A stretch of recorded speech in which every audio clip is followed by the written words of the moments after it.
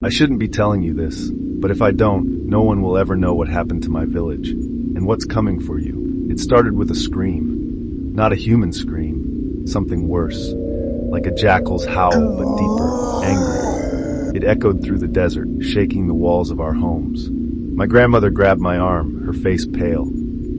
"Anubis is angry," she whispered. "Someone has taken what belongs to him." I didn't believe her, not then. Anubis was just a story, a god with the head of a jackal who guided souls to the afterlife. But that night, I learned the truth. It began with a stranger, a man named Kafeli, who came to our village with a bag full of treasures, gold coins, jewels, and a small black statue of Anubis. He bragged about stealing it from a tomb deep in the desert. "It's just a trinket," he laughed. "The dead don't need it." But the statue wasn't just a trinket, it was cursed. The first sign was the dogs.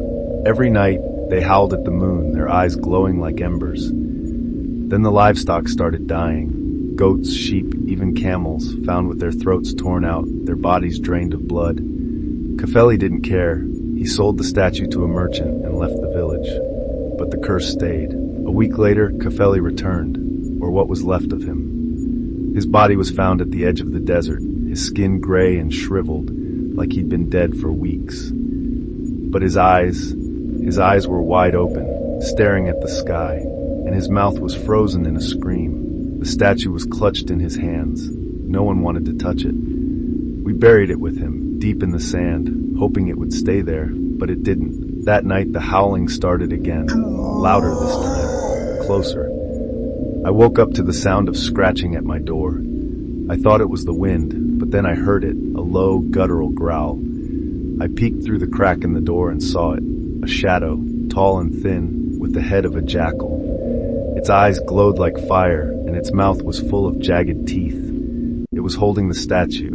I slammed the door shut and hid under my bed.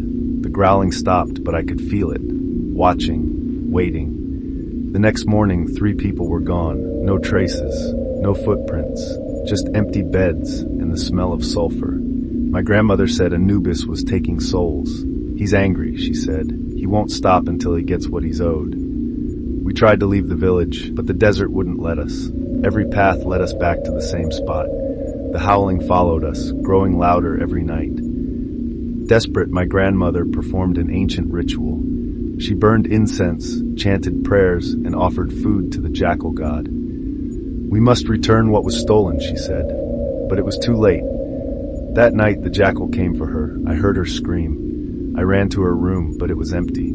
Only the statue remained, sitting on her bed, its eyes glowing. Now it's just me. The village is empty. The howling never stops. I've tried to destroy the statue. I've buried it, burned it, even smashed it with a hammer. But it always comes back. Last night I saw it again, the jackal. It stood at the edge of the desert, staring at me. Its mouth opened, and it spoke. "You cannot escape me." I'm writing this because I know I won't survive the night. The scratching at my door has started again. The air smells like sulfur, and the statue, it's glowing. If you're reading this, don't take what isn't yours. Don't anger the gods. And if you hear a howl in the night, if you see a shadow with glowing eyes, run.